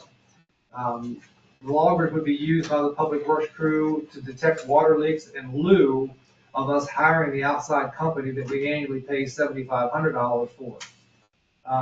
BMUC did make a motion to allow Greg to pursue that using FY26 and FY25 allocated funds totaling $15,000 to purchase as many loggers as possible. Greg was going to be meeting with them and bringing back a new quote to our meeting in this month, this week. Wednesday, yeah, this coming Wednesday. We also had under new business a rescindment of EDU taps for the Ford family farm, also known as Lloyd Ashton Way. If y'all remember that property, it had been divided by the then owner for 4 additional taps for family members only. That Ford farm had been put back from the family individual lots into the Preservation. yeah, what's the word? Absorbed, they absorbed the. Farm preservation? Preservation, thank you, I didn't hear it, yeah, so it went back into the farm preservation, so those lots were no longer needed. So, there are no more additional taps gonna be allowed on that property. unless they come back to the BMUC for some other type of change. We elected a new chairman. Motion was unanimously carried by the BMUC to bring the assistant chairman, Mr. Norris, on to be a chairman for 1 year. He committed to 1 year to see how things go. Under systems reports, Superintendent Huntsberry stated that the ultrasonic meter that was installed there on Della Lane needs to be evaluated. There was a recommendation made that we contact the company and get some advisement. That ultrasonic meter's been in there for a while and it's not even operating right now, so we need to find out how we're gonna move forward with that. While Public Works were installing new laterals, they did find some undocumented water lines, which we talked about, somewhere around Orchard Drive, Valley View, and Mountain Laurel. Greg was even unaware of any of these lines, and we're hoping that that might be some of our water leaks as well. Town planner stated that the water tank at Keedysville Communications were knocked out by the storm, which we heard about. The water and sewer had to be ran manually until it was corrected. And he also stated that the Planning Commission will be reviewing Dean North in June. Highs did receive approval from Washington County and wants to start soon. And McDonald's was going through a feasibility study. That was the end of our meeting, and we meet again on the 16th, which is Wednesday, right here at 6 o'clock. And I need to correct, I'm sorry, Yeah. it was the June meeting was canceled for Park Board, not July. I thought I read that. It's Oh, only June, okay. we'll have to check about July. I think that Claire's away on vacation. I wasn't sure if anybody. Thank you, Tony. Anybody have any questions of Tony? Hearing none. Planning Commission, Eric? Yes, sir. I'll keep this a little short because I think you already did most of the time, Mr. They're calling this the Grayson concept plan over here on the board. It was discussed in there that, Mr. Cross, the developer, will be conducting a meeting tomorrow night at Legion from 6 to 8 o'clock. I encourage the planning commission attend because there was all the way to two there when he came in to talk to us. I think the planning commission needs to hear what's the proposal. So there's two meetings. The first one is tomorrow night, as I said, 6 to 8 at Legion. The second one, he had canceled and rescheduled.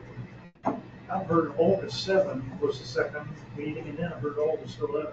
Do we know what the heck the date is? August 11th is what's on the books out of the Legion. We have a mayor and council. I'm gonna say that's a council. Well, so it is the 11th. Yeah. That's what's on the books out of the Legion. Okay. All right, so I just ask people to go attend them, and if you're on the planning commission and you're on the utilities commission, you ought to better hear what's going on. Otherwise, don't be involved, I was a little harsh on them. Under Fletcher's Grove, Dean North, they have a concept plan.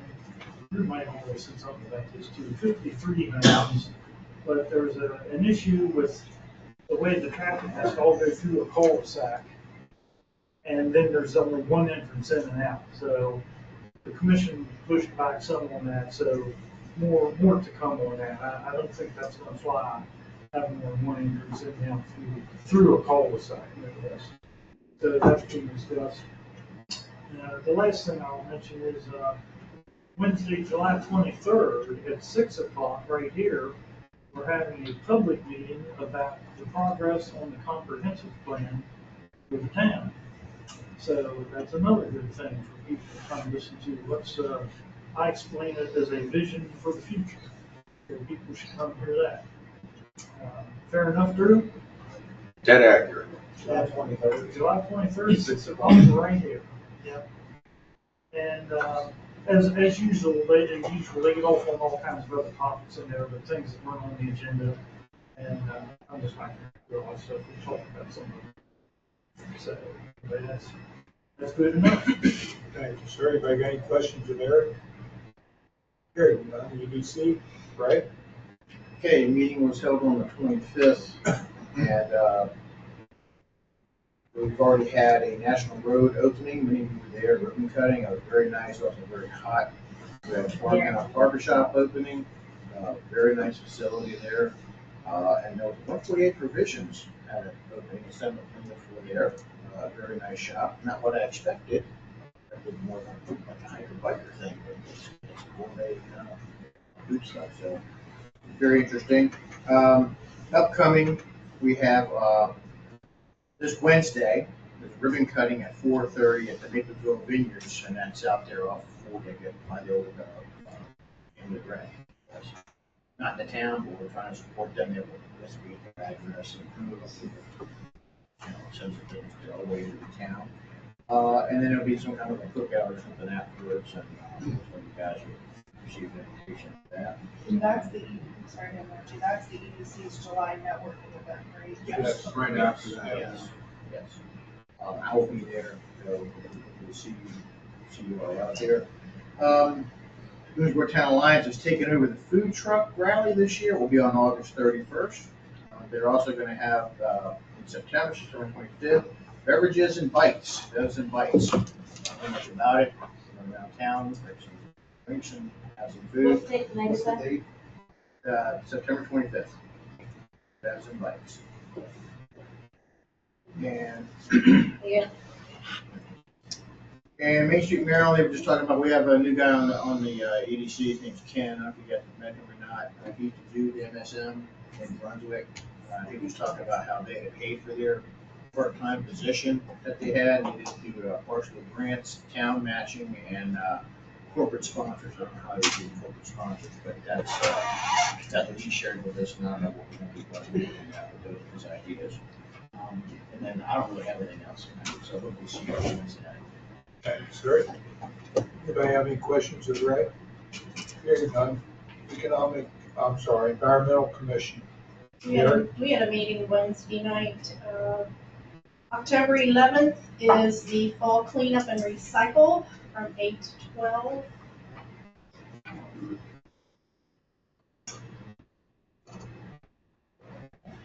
Oh, there was a question, because we have speakers come to our meetings, and there was a question if we have anything we can give to them, such as a pin or whatever.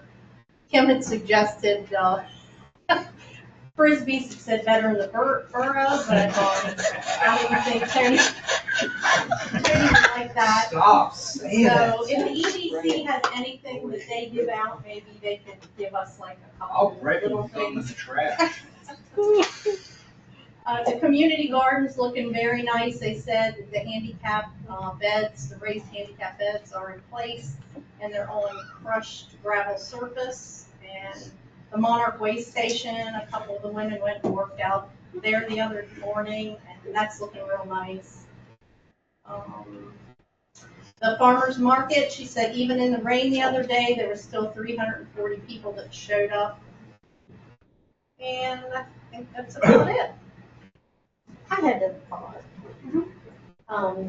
The farmer's market, since they've kind of settled in at that location and liked it, when you're in Hagerstown, they have farmer's market such, I was in Mount Airy yesterday and it, has a sign, farmer's market every whatever day. I mean, don't you think that would be kind of nice to get, to have on Potomac Street, to have, it's just kind of like the street sign and it says farmer's market every Tuesday. Well, there is Or one that, out by in the park, isn't there? Well, there's Right, you banners. turn it, it says, go up in the booth, where you can put it right with that. Yeah, you know what I'm saying? Like I noticed, like Hagerstown has one out there by where they do the farmer's market, farmer's market every whatever day it is, Wednesday, I think. You know what I mean? You're thinking of ones we put out every Tuesday morning.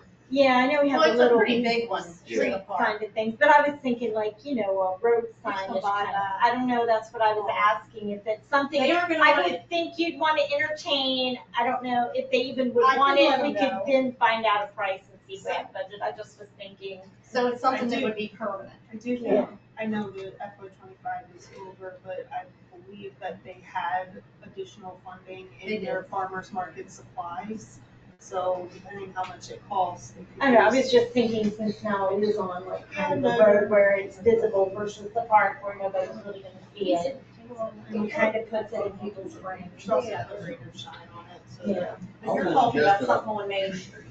Well, Potomac Street, right, because You're gonna have. most of the ones are normally kind of right by the site, like the one in Hagerstown. Permanent banner near for where they have- Potomac, It's not a banner, it's a road I kind of thing. You know how like Terry? Tree City, metal permanent sign. road sign.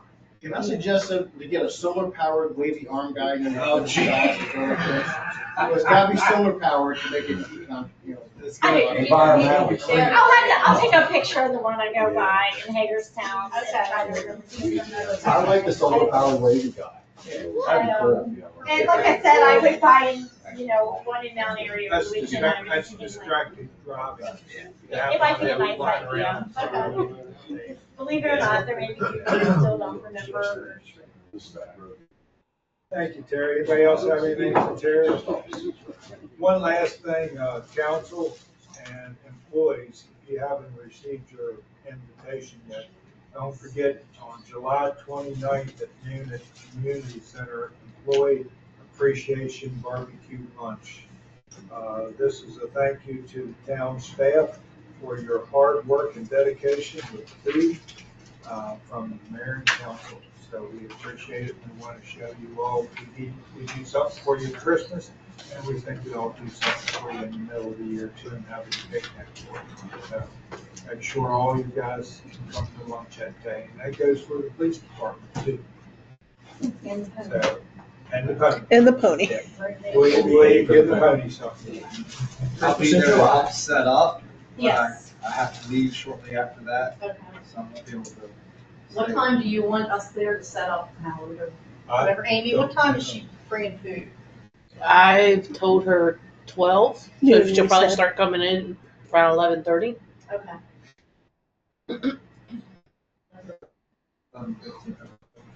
Sounds like a good time. Anything else come for you? Hearing nothing, do I have a motion to adjourn? Motion to adjourn. Maybe we have a motion, and we have a second by Ray. Second, third, and fourth. Any other discussion? Hearing none, all in favor say aye. Aye. Opposed, the same, abstained, motion carries over. Good evening, and again, thank you all. Thank you.